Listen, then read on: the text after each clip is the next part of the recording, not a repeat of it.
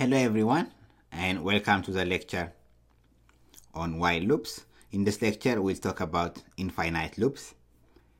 So it's very important, we mentioned that it's important not to run into infinite loops while using while loops. So infinite loops occur when the condition is always true. So in this case the condition will never be false. So that will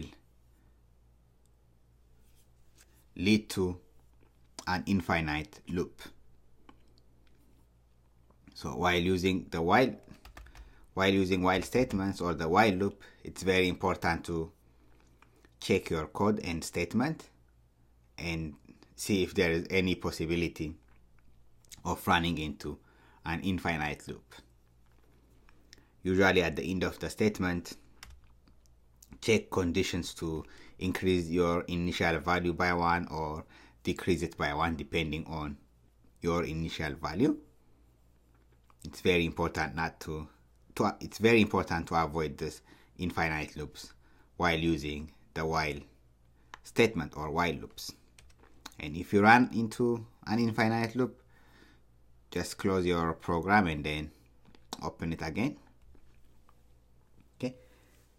So I'll show you some examples where we might run into an infinite loop and to avoid them. We have seen this briefly in the previous lectures. Let's look at a simple example. Let's say x is equal to 5. We can say while x equal to 5, let's say print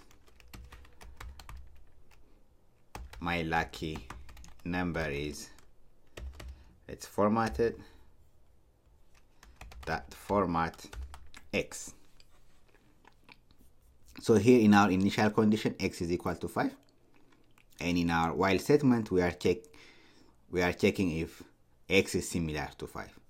In this case they are similar, so it will print my lucky number is 5, and then again it will go back to the while condition and then print x, which is again 5.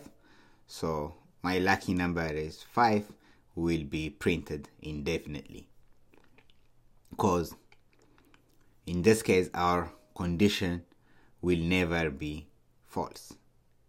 So that will lead into an infinite loop, and this my lucky number is 5 will be printed indefinitely. So another thing to do, one thing to do to avoid this indefinite loop is after our while statement, so we have here print my lucky number is this. After that we need to add or subtract or do something with our initial value so that we check another condition. So in this case we can say x, for instance, plus equal 1. So here first my lucky number is 5 will be printed, and then it will execute this statement x is equal to x plus 1, so 6, and then it will go back and check if x is similar to 5, which is not. So this statement will not be printed. So if we run this, we only get my lucky number is 5. Great. Let's look at another example. Let's say x is equal to 7. You can say while x is greater than 2, print x is, let's format it, that format, and then the value of x. So here x is equal to 7. So while x is greater than 2, so in our initial case 7 is greater than 2, so it will print out x is 7, and then it it goes back to the loop. So x is still 7 and 7 is still greater than 2, so it will again print out x is 7. So that statement will be printed indefinitely, since the condition, this condition, will never be false. In this case, we need to add another statement, right? Increase or decrease the value of x accordingly, and make sure to evaluate what you add. For example, in this case, I am saying x is equal to x plus 1. So I'm adding 1 to the current value of x. Initially x is 7, and then it will print out x is 7, and it will add 1 to the current value of x, which is 7. So it will be 7 plus 1, 8. And then it will go back to the while loop. 8 is greater than 2. It will print out x is 8, and then it will add 1 to the current value of x, which is 9, which is 8. 8 plus 1, 9. Goes back to the loop and then print out 9, and so on. So in this case, this will also run into an infinite loop, right? Because the condition will never become false, will never be false. So make sure to what you add here, make sure to evaluate what you add here before running the statement. So in this case,